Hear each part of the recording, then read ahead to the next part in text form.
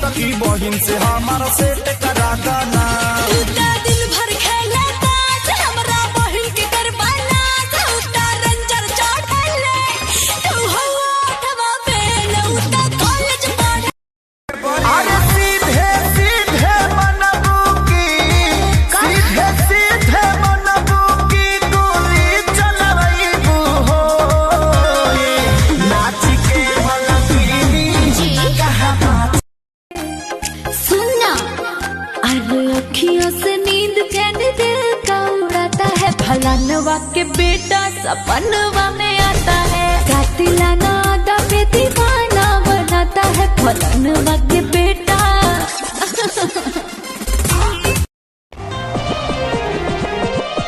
सपना सजा के मुहवा मोड़ गईलू हो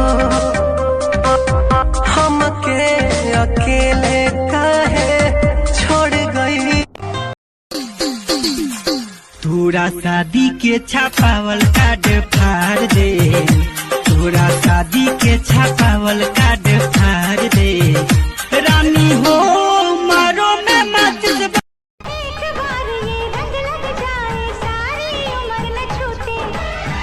मेहंदी लगाऊं किस नाम की राधा तो वही है बस शाम की मेहंदी लगाऊं किस नाम की। जाके ससुराल छोड़ी फोनवा न करही जाके ससुराल छोड़ी फोनवा न करही बियाह भेल जब से भतार वाली बनो। सपना सजा के मुहवा मोड़ गईलू हो हमके अकेले काहे छोड़ गई। जवन चाहो बारे सुन ले कोई बहना हे बबुआ के खुश करके जाइए देना दयारा में दोबारा फिर वही देना। अच्छा दयारा में दोबारा फिर वही देना। बबुआ के खुश करके जाइबू ना यारे यारा में दोबारा फेरू आइबू ना बबुआ के चमके सबके हो उठ जाए। अरे उठाए वाली मशीन है गाड़ी।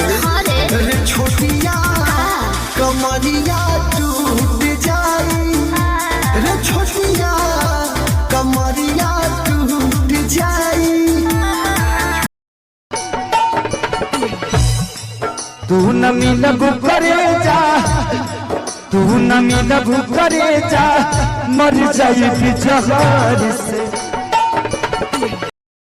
ऐसनली होला तू काल है बिरेक राजा जी लागे भइल बा कमरिया की रेक राजा जी बुझो नहीं बुझाता सुना नहीं रहबू